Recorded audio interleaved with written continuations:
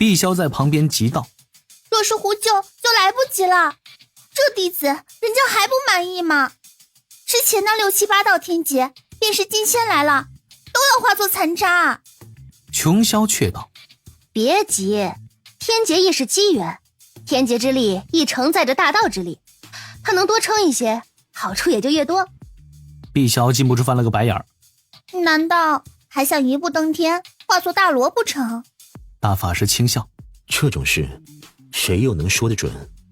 这边话语刚落，那49只龙凤虚影几乎同时扑向各自追逐的仙斗兵，他们调转身形，各自呼啸着咆哮着，齐齐冲向站在空中的李长寿。一直喃喃着某个计数的李长寿突然睁开双眼，口中念完49，便是一声轻喝：落！漫天紫色雷霆绽放，如瀑布一般砸向下方的李长寿。正此时，龙凤虚影天雷天火，玄冰罡风自四面八方上下同时杀至，欲要将李长寿挫骨扬灰。李长寿浑身的仙力暴涌，却没有用任何御敌的神通。他左手托右手，右手并起剑指，口中快速念动咒法，语速之快，出现的只是嗡嗡声。青木引阳雷，玄天战道花，稳道有真意，其名曰遁法。李长寿身周绽放出一道青蓝色雷霆，这雷霆自下而上，迎着漫天雷光逆冲，而李长寿唰的一声消失不见，直接就融于雷霆。五行遁法之木遁进阶，九霄遁雷诀。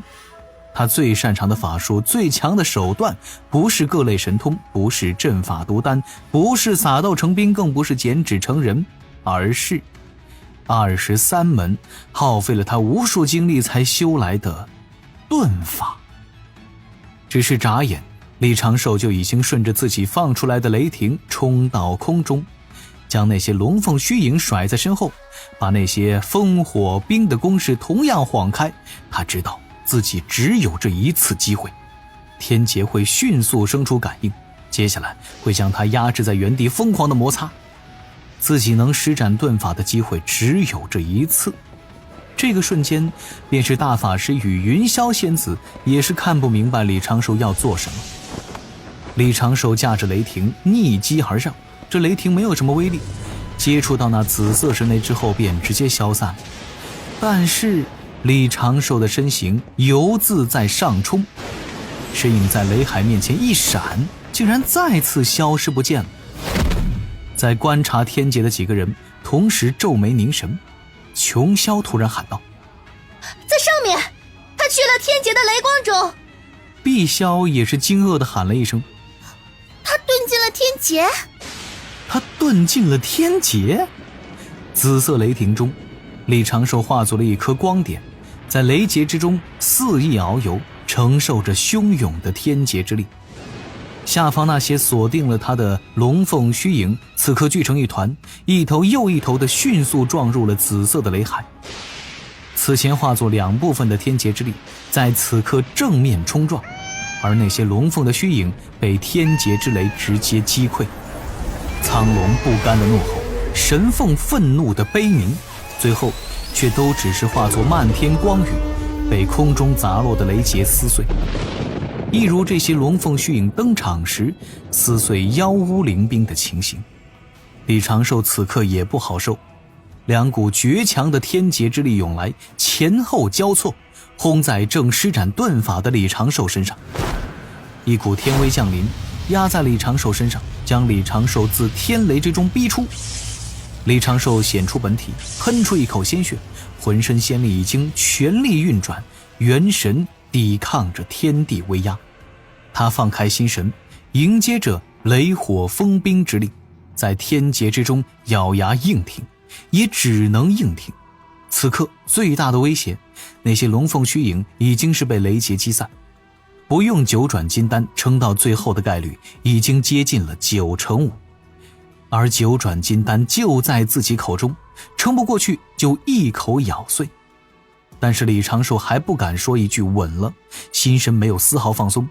哪怕是不堪老妪一击的心魔，李长寿也给了足够的尊重。渡劫时的雷霆不可遁吗？可遁，就是对遁法的要求十分苛刻。施展遁法的时机也需要精妙算计，机会一闪而逝，只在那须臾之间。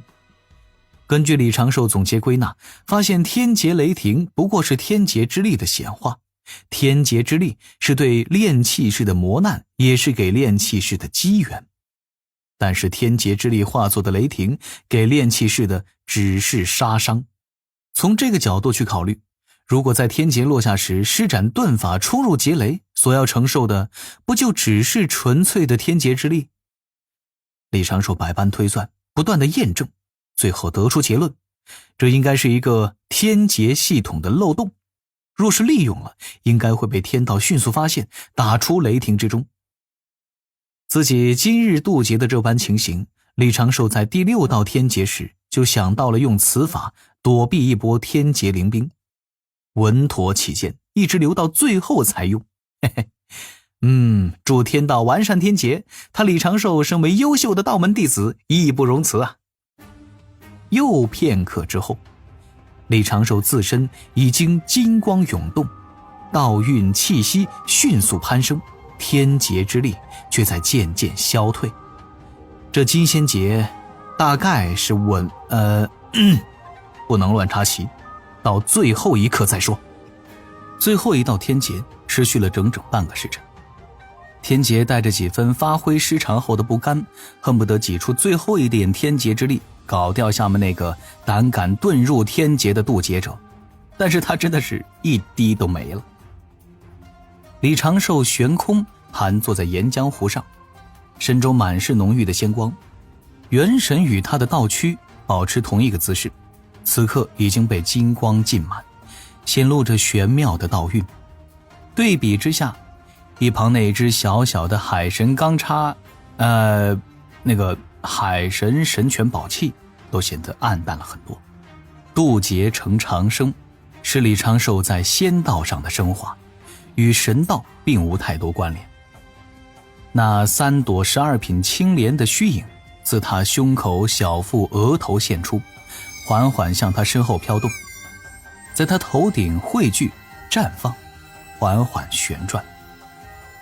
李长寿的心底一片空明，自身之道化自无形之间，在天地之间不停地延展，宛若这天地间有一面墙壁，自古而今已有数不清多少名字留在其上。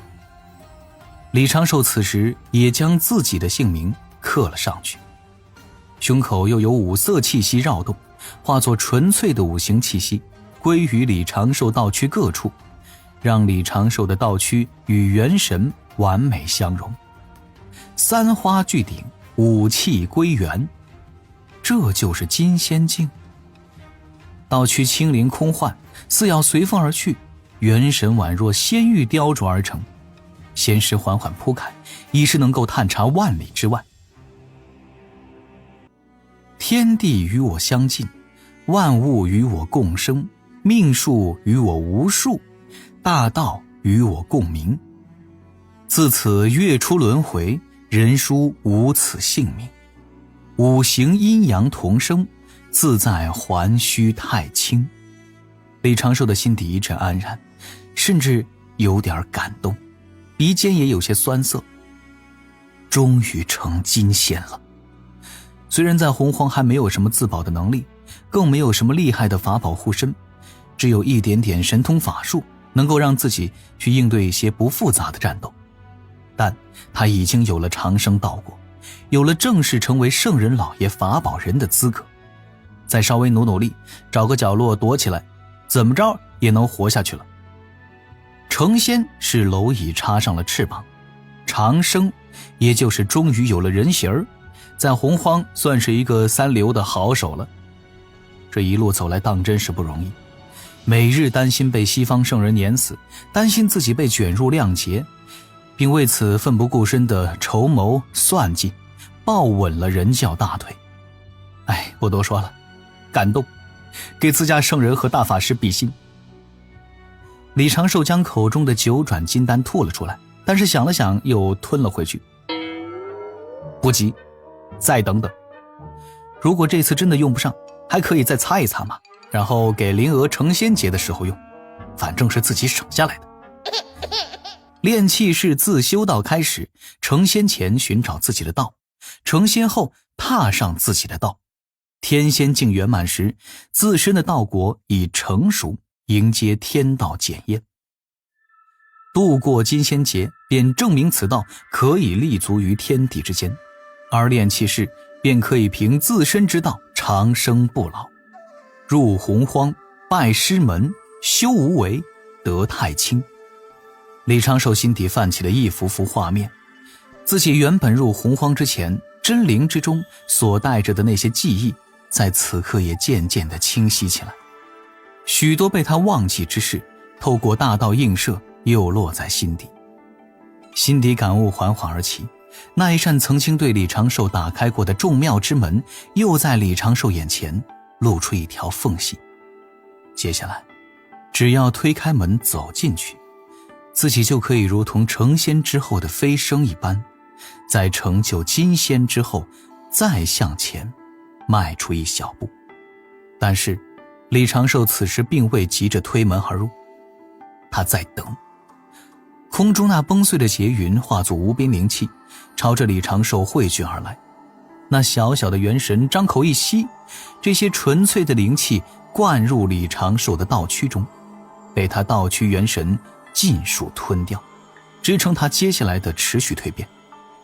正此时，方圆千里尽皆被霞光笼罩，天空中洒下金色光雨，但凡被这些光雨沾到的生灵，病灾者驱病消灾，垂暮者生机勃勃。金色光雨中有一道道仙子、老翁、天将的身影显化，仙子翩翩起舞，老翁向前庆贺，天将在空中演练战阵，又有仙鹤呈祥，几只金凤银龙在天上不断地环绕转动。一抹庆云拖着李长寿缓缓升起，空中又有莲花宝塔缓缓落下，宛若为李长寿加冕一般。但是李长寿还在等，并未着急推开那扇大门进入悟道境。他并非是怕自己陷入悟道境之后有什么危险，大法师就在不远处，他在等。来了，有一朵灰云凭空出现，挤入众异象之中，朝着李长寿下压而来，悬停在1000丈的高度。这灰云之上再次凝出了一张虚无的老者面容，与李长寿对视着。天地间的异象还在持续，但是李长寿又禁不住有些提心，心底斟酌着自己该说点什么。100里之外，渡邪观察团已经站起身来，他们本打算向前为李长寿庆贺，又见到这灰云现身，齐齐停下了身形。还有天劫？琼霄皱眉问了一句。这弟子修个长生，天道至于这么为难吗？云霄训斥道。勿要多言，这些都是海神道友的机缘。玄都大法师托太极图掐指推算，很快就笑道。无妨，这是因长寿修为进阶太快，与天道常理不合，故降下天罚。这般天罚是为了与他多增历练，并不会伤他性命。玄都大法师的话音刚落，那灰云之上的老者面容消散，一道紫色神雷自天而落。李长寿身周青光闪烁，凝成一颗光影，直接动用了刚升华的金仙境仙力。但是那神雷落下，不破漫天异象，无视李长寿的仙力防护，径直劈在了李长寿的胸口，将他打得皮开肉绽，胸口出现了一条恐怖的伤痕。不过这般伤势并不算严重，李长寿的元神安然无恙。谢天道降责罚！李长寿高声呼喊，身形摇摇欲坠，却坚持做了一个道一。圆满了，少了最后的天罚环节，我总觉得缺了一点什么。到此时李长寿才安心。哎，为何灰云还不消散？是了，这应该是要劈我2次了。见到这一幕，听到这般话，大法师和三霄的面色各不相同。大法师与云霄都是含笑点头，一旁的碧霄和琼霄都是疑惑不解。李长寿那边又是一道天罚神雷落下，打得李长寿吐血3声，单膝跪在空中。谢天道，降责罚！李长寿高声呼喊着，随后便皱眉注视着空中的灰云。不是，都劈2道了，怎么还不消散啊？而抱着同样的疑惑，大法师请动太极图威能掐指推算，很快就到。这是才罚的此前渡劫时遁入天劫。云霄轻轻颔首，又问：那为何天罚之云还不消散？大法师沉吟2声，又推算1、2，言道：天机彰显，是要罚的此前9次斩道境，违背天命有缺，好像还不只是3道。100里之外，第3道天罚神雷砸落，这一次直接将李长寿劈翻在了庆云上，打得李长寿浑身抽搐，那灰云还未消散。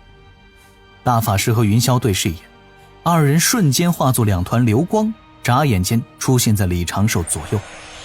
而此时李长寿将口中的9转金丹周遭仙力散掉，9转金丹轻轻震颤，化作了一缕缕金光，钻入了李长寿的身周各处。